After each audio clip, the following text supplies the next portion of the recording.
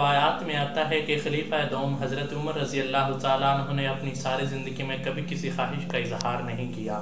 تو ایک دن اپنے وفادار غلام زرقہ سے کہنے لگے کہ آج میرا مچھلی کھانے کو جی چاہ رہا ہے۔ تو زرقہ جو ہے اس نے سوچا کہ امیر المومنین کی آج خواہش ہے تو میں کیوں نہ پوری کر دوں۔ تو حضرت عمر نے زرقہ سے کہا کہ زرقہ اگر مچھلی کہیں نزدیک سے مل جاتی تو ٹھیک تھا، اب جو ہے 8 میل کا فاصلہ طے کرنا پڑے گا اور 8 میل پھر واپس 16 میل کا فاصلہ طے کرنا پڑے گا، چھوڑیں اس خواہش کو۔ تو زرقہ کہتا ہے کہ میں نے ظہر کی نماز حضرت عمر کے پیچھے ادا کی، آپ رضی اللہ تعالیٰ عنہ کے پاس کچھ مہمان آئے ہوئے تھے، آپ ان کی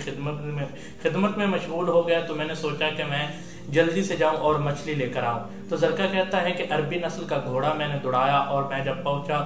8 میل فاصلہ طے کر کے مچھلی کا ٹوکرا خریدا، واپس آیا اور آ کر جو ہے میں نے گھوڑے کو نہلا کر جو ہے ایک جگہ پر باندھ دیا تاکہ حضرت عمر کو پتہ نہ چلے اس کے جسم پر گرد و غبار دیکھ کر۔ تو میں حضرت عمر کی خدمت میں حاضر ہوا، میں نے کہا کہ حضرت مچھلی کا انتظام ہو گیا ہے، تھوڑی دیر تک تیار ہو کر آپ کی خدمت میں پیش کر دی جائے گی۔ تو حضرت عمر رضی اللہ تعالیٰ عنہ سیدھے گھوڑے کے پاس گئے اور اس کے کانوں کو جب دیکھا تو کانوں کے پیچھے پسینہ تھا، تو مجھ سے کہنے لگے زرقہ تو نے گھوڑا تو نہلا دیا لیکن کانوں کے پیچھے سے پسینہ صاف کرنا بھول گیا۔ پھر زمین پر بیٹھ گئے اور رونے لگے۔ زرقہ کہتا ہے کہ حضرت عمر کو میں نے اس طرح روتے نہیں دیکھا اور مجھے کہنے لگے کہ زرقہ اب تو ہی بتا کہ اگر قیامت کے دن اس گھوڑے نے اللہ سے شکایت کر دی کہ عمر نے اپنی خواہش کے لیے مجھ سے 16 میل کا سفر طے کروایا تھا تو میں اللہ کو کیا جواب دوں گا۔ پھر کہنے لگے کہ یہ مچھلی کا ٹوکرا جا کر مدینے کے غریبوں میں تقسیم کر دے اور ان سے کہنا کہ تیری اور میری مغفرت کے لیے دعا کریں۔